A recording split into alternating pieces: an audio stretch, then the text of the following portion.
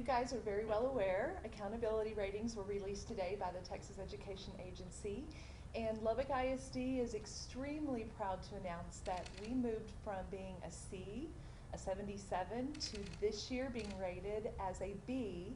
Our goal as a district was to be a B this year, and so I had always said all year long we need to be at least an 80. We actually scored an 86.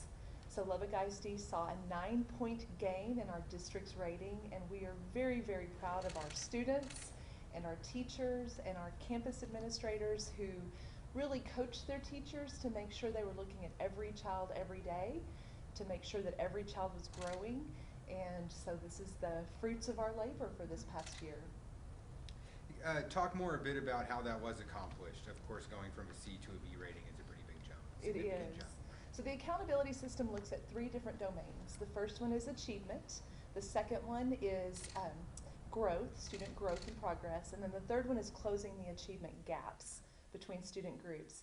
Our highest score was actually an 88, and that was in student growth and progress.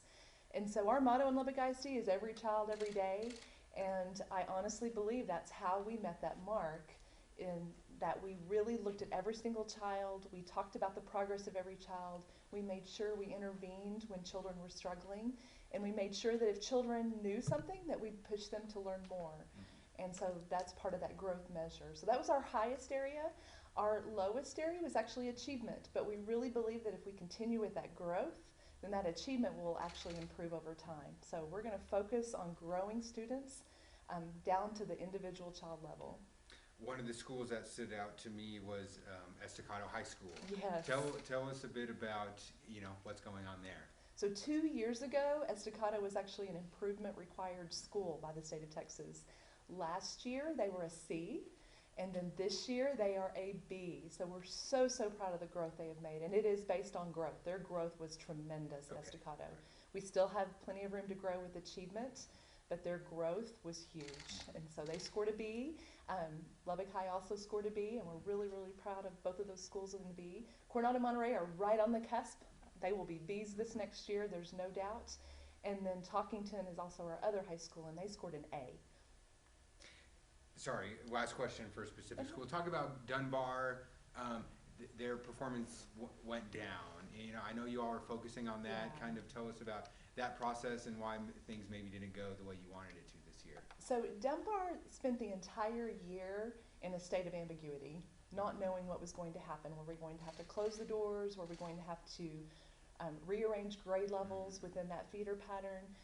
As you guys know, we spent a lot of time in the fall in community meetings, and then we ended up having legislation passed, but that didn't happen until May. And so they spent the whole year not knowing what was going to happen, and we do feel like that kind of stress makes a difference. We have a good, solid plan moving into this next year. We are using the ACE model, and we are extending the school day by an hour. We recruited our top teachers from across the district to go to Dunbar and had a huge response to that. And so we have some great teachers in place. We've added additional staff to make sure we're meeting the needs of the students. I am very confident that we'll be celebrating Dunbar next year. Right, and then the board passed that network model, right, or kind of the feeder network. That probably takes a few years to kind of get in place, The right? Lubbock Partnership Network, Yes, it's actually in place. Okay. We planned all spring and summer for the Lubbock Partnership Network, and within that network they have some outstanding plans for all 4 schools in that network moving forward. And so the TEA says this is a more transparent way to, rate a school, but most of it is based off STAR tests. Do you think this is an accurate way to judge schools? It is one measure. It is the one that we are graded by the state, so obviously it's one we have to pay attention to. One of the things I like about this new accountability is it also does take into account our college and career readiness. So it does look at how many students graduate with industry certifications, how many students take a coherent sequence of courses toward a career pathway. So it is not just STAR, there are some other factors in there. And how do you feel in comparison to other districts? Lubbock Cooper has 93, I believe, and then No, Lubbock Cooper scored an 89. Yes. Friendship had a 93. Yes, and I am so excited for both districts. We obviously need to focus on ourselves and the children that we serve in our community. Those are districts with some different demographics than what we have. And so we are going to continue to not compare ourselves with districts around us, but compare ourselves to ourselves. And we want to continue to get better as a district. Did you mention like Friendship Cooper? What about like Amarillo, Midland, Abilene? Just similar towns, similar size. How do the scores compare to them? Well, honestly, I will tell you because they just were released this morning, and so I have not looked yet. So it's hard to say, but we absolutely will be digging into that data to see how we compare with districts that look just like us. I guess just like, getting a B, like how hard is it just for a district, of this size? I'm not going to say it's hard.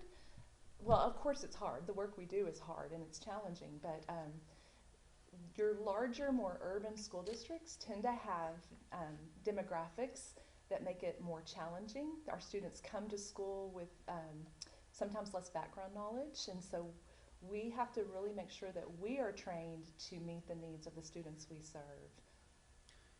Yeah, I was reading through the TEA. It said Dunbar Prep, which we were just talking about, 90% economically disadvantaged. It said. So just tell us talk more a bit about kind of the unique challenges of some of the schools in LISD. Well, sometimes when students come from an impoverished background, they come to school with less language, less background knowledge. And if you come to school with lots of background knowledge and lots of experiences, you can attach new learning to that easier. When you come from a more impoverished background, they're behind the curve when they start school, and so it just takes more work and time to get them caught up and ready.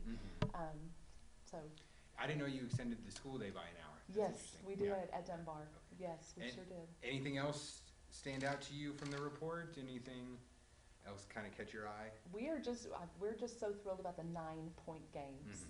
I just came from a meeting with some other superintendents present, and they were like, wow, 9-point game. So it's huge, and it's absolutely something we're going to celebrate within our district. But at the same time, we'll celebrate, but then we also know we have challenges. So we're ready to roll up our sleeves and do even better next year. Very good.